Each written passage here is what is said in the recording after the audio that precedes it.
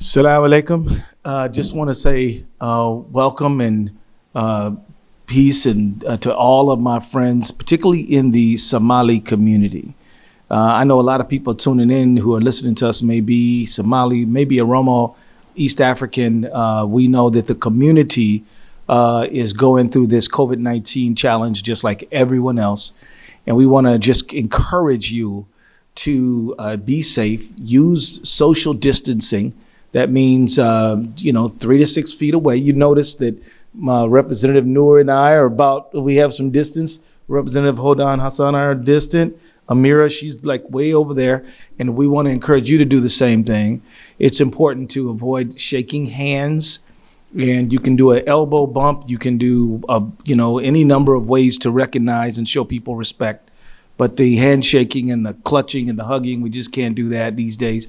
It will be something we can go back to one day, but not now. Also important in terms of weddings, funerals, gatherings, going to the masjid, these kind of things. Look, it's important for us to use logic, facts, and science. There is a great Islamic history of us using our minds and using good judgment and being flexible given the circumstances. And being in any kind of a gathering over 50 is not a good idea, especially if you cannot do social distancing. We need the imams to be clear for the congregations right now. Allah hears your prayers, even if you're not shoulder to shoulder with someone. It's important for you to pray. We need the presence of God now more than ever, but we also need to do proper practices when it comes to health and safety. And so I also want to just note that when it comes to weddings and funerals and other gatherings, that it's particularly important that we don't draw out people who may be more a subject. We know that older people who have health challenges may be more susceptible. These folks are more likely to come to funerals, may be more likely to come to weddings. But then also on Fridays, it's important to practice social distancing. That might mean if we have larger rooms and smaller gatherings, that would be very important. I want to also note that we are responding quickly to try to meet the needs of people who are finding themselves in economic challenges. Governor Walz has laid out a series of executive orders, all which are designed to help you as a worker, as a small business person, as a student, as a parent of a student, to make it through this crisis. I want to direct you to the website of the governor, my website as the Attorney General's office, and the website of Commissioner Malcolm at the Minnesota Department of Health. Another topic I want to bring to your attention is that we need your help. There will be some people, most people, overwhelming number of people are going to find love, charity, compassion, and mercy and do all they can to help their neighbors. I want to thank these people for this. You cannot claim to thank God if you don't thank your brother and sister for doing what is right. But there are always people who do the wrong thing in desperate circumstances. For people who are price gouging, people who are offering miracle cures that have not been vetted and are not scientifically valid, we need you to report these things to the Minnesota Attorney General's office. We want you to report these things by calling us and sending us emails. We are discouraging people from doing in-person drop-ins because we have staff who have families too, and we're trying to safeguard their health. We need to keep them as healthy as possible so they can continue to help the public. But if you hear about precipitous or large price hikes, we want you to report these things. We want you to tell us the store that's doing it. We want you to tell them from how much the price has jumped up. And also anybody offering a miracle cure or a miracle test, we want you to report these things as well. And then, of course, the other thing I want to mention to you is that there have been, some mention of the Chinese virus. This is not a Chinese virus. This is COVID-19 disease. That's what it is. It's being driven by the novel coronavirus, and the disease that manifests is the COVID-19. That's what it is. It doesn't come from any country. It doesn't come from any ethnic group. It's not the responsibility or fault of anyone. And it's just important for us to keep that in mind. there have been reports, my office has received some reports, that people who are of Asian ancestry have been threatened and in certain cases around the country even attacked. And I think that it could be related to the rhetoric which we hear the president using. This is an unfortunate thing. First, I want to encourage our community here in Minnesota to not use this kind of language. Call it by its proper name, COVID-19 or novel coronavirus or just coronavirus. But then secondly, look out for your neighbors. Many of you watching this broadcast have friends, neighbors, coworkers, even family members who might have family roots in places like Korea, South Korea, North Korea, China, Japan, the Philippines, Hmong, Laos. So, we're mixed up around here. I mean, I've met a few Somalis who are married to Hmong people, right? And the bottom line is that's fine. This is how we do. But some of those loved ones or people you're close to might be under a greater threat. And let me just remind you, after 9/11, many of us in the Muslim community had to deal with people who blamed the entire Muslim community for the evil actions of the Al-Qaeda. And we did not like that. We found that to be very, very nerve-wracking. And we've had to be dealing with Islamophobia since then. Now there's another community that might well be targeted, and in some cases has been targeted because of irresponsible rhetoric by certain people in leadership. We should be agents of healing, of bringing people together, and of protecting our community. And we need leaders and individuals to promote human solidarity, not division. So with that, I'm going to hand the microphone to my friend Mahmoud Noor, Representative Noor, who does such an excellent job at representing the people in South Minneapolis and all over the state of Minnesota and even the United States. So, Jazakallah khair, thank you for listening. And runtii marxalad adag baan ku jirnaa. Dhammaan bulshada Soomaaliyeed waxaa la ogeysiinayaa in taxadar oo arrimahan oo ku saabsan COVID-19 ama coronavirus-ka loo yaqaano in taxadar ziyaado la sameeyo. Siduu noo sheegay xeer ilaaliyaha guud, taxadar dheeraad baa loo baahan yahay. Taas waa muhiim qof walba inuu ku dadaala. Sababta waxaa laga taxadarayaa faafitaanka cudurkan oo hadda meel kasta saameyn weyn ku yeeshay adduunka oo dhan. Sidoo kale wuxuu ka hadlay goobaha dadka iskugu imaadaan, ama aroosyada ha noqoto ama meelaha maaragtay qabuurta la iskugu tagayo qofka maaragtay dugitaanka ama qof oo maaragtay tacsi ah, in taxadar ziyaado la sameeyo maadaama dad badan oo lagu tuhmaayo in cudurkii ku taabtay markay meelahaas oo kala tageen. Wixii maaragtay takhaatiirta noogu talagaleen dadka maaragtay culimadana inay dadka wacyigelin u sameeyaan, dadka in la yareeyo, khaasatan dadka waayeelka lama ogolo 10 waayeel ah inay isku meel joogaan. Dadka kale oo caafimaadka qabana 50 qof baa hadda soconaysa, laakiin 10 bay hadda u socotaa. taxadar ziyaada loo baahan yahay. Masaajidka markii lagu jirana in la kala fogaado, garabkii maaragtay garabka lagu isku dhijinayay waa waqtigiisaas waa laga baxay, cibaadada loo baahan yahay, laakiin waa muhiim qofkii inuu fahmaa kala fogaashada. Haddii maaragtay muhiimadda anaga dadka waxaan leenahay goobaha masaajidada haddii maaragtay suuragal tahay hal la xiro, sababta dad waayeel badan baa imaada, dadka ma kala celin kartid. Cibaadada waa inay socotaa, ducada waqtigan oo kale baa loo baahan yahay sidoo noo sheegay walaalkeen. waxyaabaha kalena waxa weeye dad baa in oranaya daawo baa inay hayna oo maaragtay oo meel kale ka imaaday waxaan jirin lagu sheegayo kutrikuteen iyo hadallo badan iyo xaalado badan baa jira oo dadka isdhaafsanayaan. Daawo ma laha ilaa haddeertan lama hayo daawo, laakiin qofkii ku oranaya daawo baan ku hayaa, xafiiska xeer ilaaliyaha guud baa si toos ula soo xiriiraysa. haddii dhacdo raashinkii iyo cuntadii iyo waxyaaliyan iibsan jirnay, haddii aad aragtid in qofka lacag badan oo ziyaado ku daray waxaan macquul ahayn haddii noqoto, si toos ah waxa u soo wacaysa xeer ilaaliyaha, sababta tilaabo in laga qaado waay nolosha bini'aadamka in lagu adkeeyo maahan.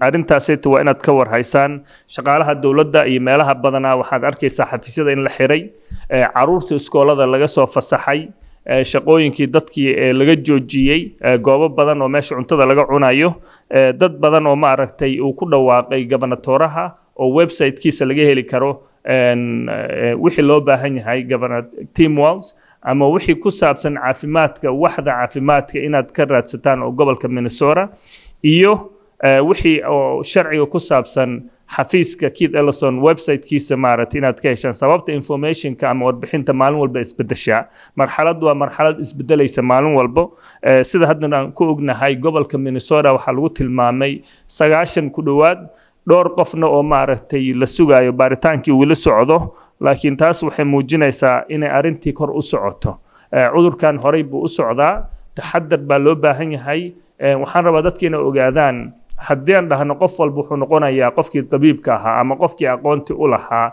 message-kii aan rabnay ama information-kii la rabay inay meesha ka baxdo anigoo ah xildhibaan maxamuud nuur iyo walaashay hodan oo xildhibaan hodan xasan waxaan ku dadaalaynaa qof walba oo Soomaaliyeed ama muwaadin ama qof walba oo gobolka Minnesota degan inuu helo macluumaad sida isku filnaansho ay ku gaari lahaayeen qofka u baahan unemployment inuu dalbado qofkii u baahan daaweyn inuu heli karo dadka kale oo haddaan ognay ganacsatada yar tilaabooyin badan baan ugu talagalnay oo haddaan ku dadaalayno laakiin hase yeeshee waxaan jeclaan lahaa in la iska warhayo waxaan ahay leedahay hodan xasan waxaan ahay xildhibaan reer Minnesota ah waxaan joognaa xafiiska xeer ilaaliyaha guud ee Minnesota walaalkeen Keith Ellison uu nala fadhiya Amiir Cadaawa nala fadhida iyo walaalkii Maxamuud Nuur maanta meeshan waxaan u fadhinaa war muhiim ah inaan idin soo gudbino Maxamuud ayaa idin wada sharaxay warkii intiisii badnayd oo ku saabsanaa arrintan COVID-19 cudurkan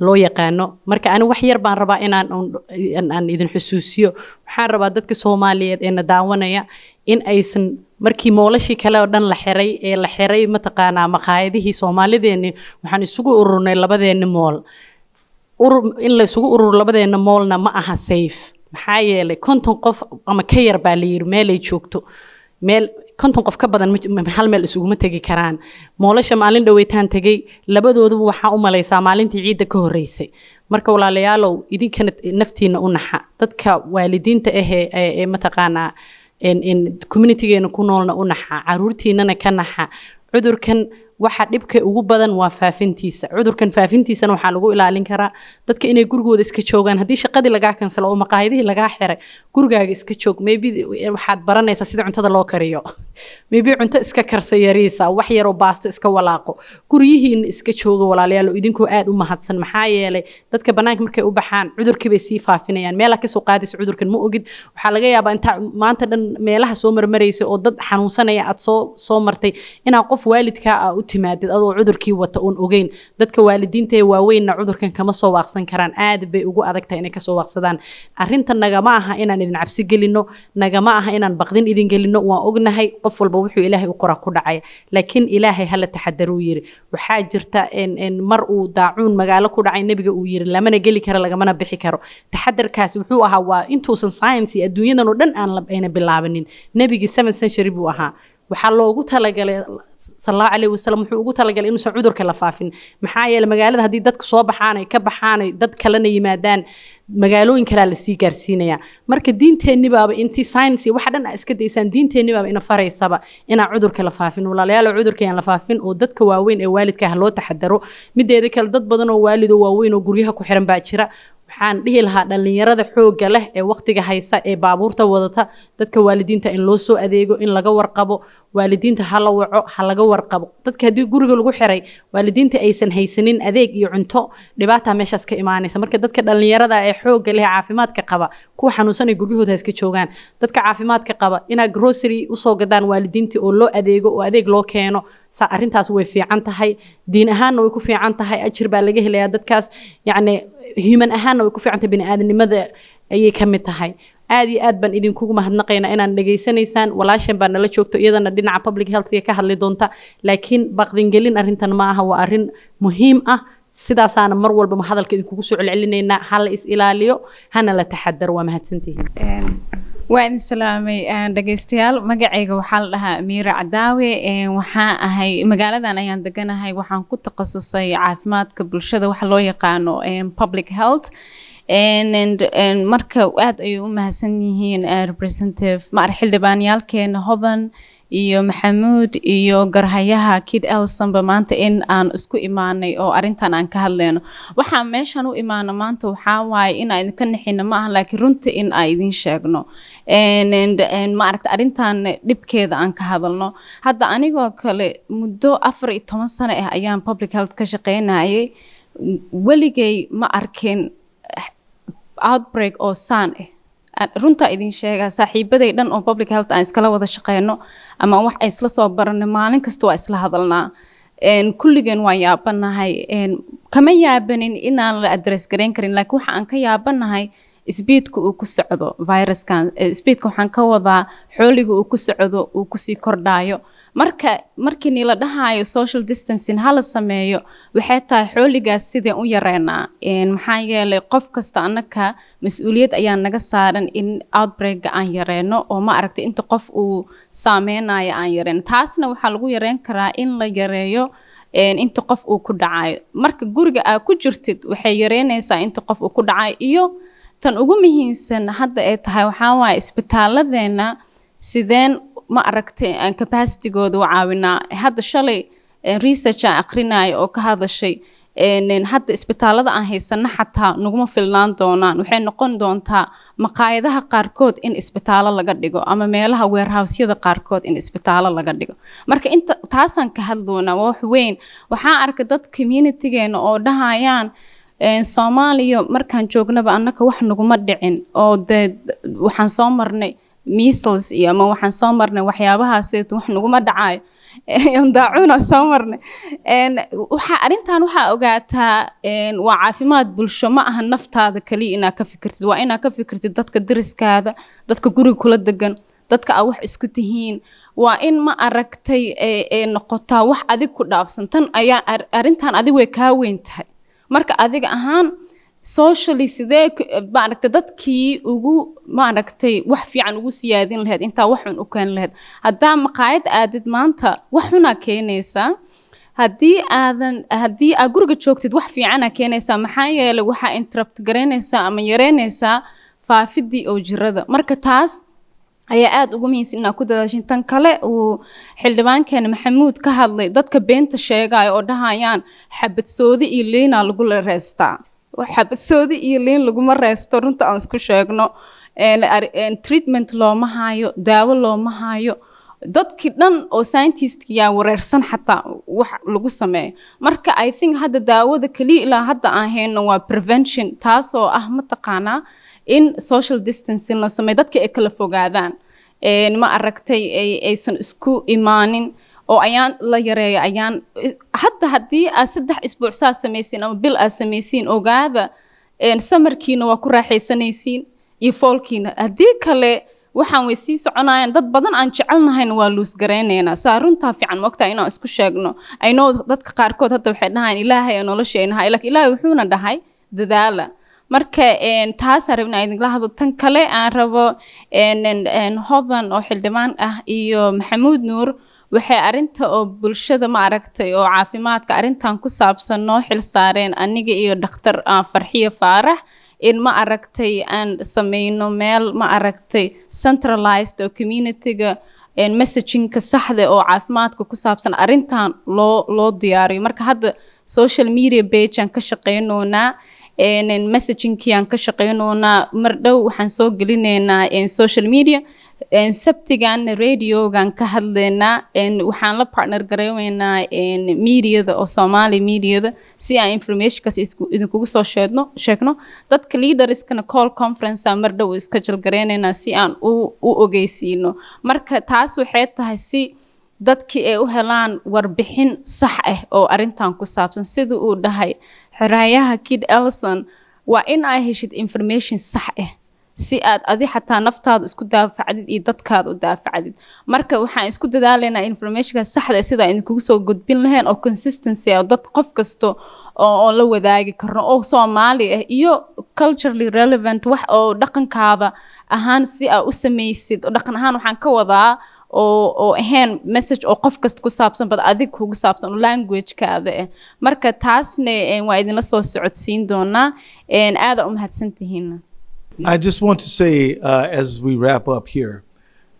that make sure you contact our website or call us if you have any questions, or the Department of Health or your legislators.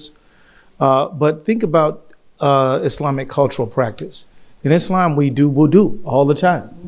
And that's good, right? This is something where wudu is actually could save your life. Oh yeah, here, you know what? I'm gonna let you say that because I just want to say to the imams and the leaders who've already closed, thank you very much. Jazakallah khair. Are you good? All right. sidaad u maqlayseen dadaal inaan ku dadaalno gacmaha in markii la meerayo saabuun maaragtay gacmaha maaragtay in lagu dhaqdo taas waxay jaraysaa cudurkii soo afjaraysaa siduu ku faafi lahaa ugu dambaysta waxaan rabnaa dadka inaan ogeysiino waxaan u mahad celinaynaa culimaadudiinka oo arrintan ka hadlay waxaan u mahad celinaynaa masaajidaha maaragtay naga aqbalay in la xiro sababta taas waxay ahayd wacyigelin ka timaaday gobernatoraha Tim Walz taasaytana waxaan rajaynayaa masaajidada maaragtay inay ku dadaalaan sababta dad oo waayeel baa imaanaya dad xanuunsan baa soo geli karaa masaajid kastoo xil baa ina saaran qof walba mas'uul baa dad ka saaran dadkaas hadday dhibaato soo gaaraan sida adig maaragtay gobolka Minnesota waxaa waaye goobaha dadka iskugu imaadaan ganax waa $1 ama xabsi ma aha inaan dadka leeyahay masaajidada waa la xirayaa laakiin taxadarkii loo baahan yahay maadaama maaragtay gobolka lagu dhawaaqay dadka waayeelka inay guryaha joogaan masaajidada badan ee aqbaleen intii wili maaragtay dhimanna waxay naga rajaynayaa inaad maaragtay naga aqbali doontaan dadkina aad wacyigelin aad u sameynaysaan taxadar baa loo baahan yahay ka fogaashada loo baahan yahay waxyaalo badan waana ka gudbi doonaa ma aha mid oo soconayso sida gobernatoraha ku dhawaaqay ilaa bisha aakhirkeeda iskoolada inta markii la furi doono iyo nolosheena sida ay ugu soo laaban lahayd sida caadiga ah hadda waqti marxalad adag baan ku jirnaa fadlan ha lagu dadaalo nadaafadda iyo sidaan ugu hortagi lahayn cudurkan dacwadiina maaragtay hala badiyo. Assalaamu calaykum waraxmatullah.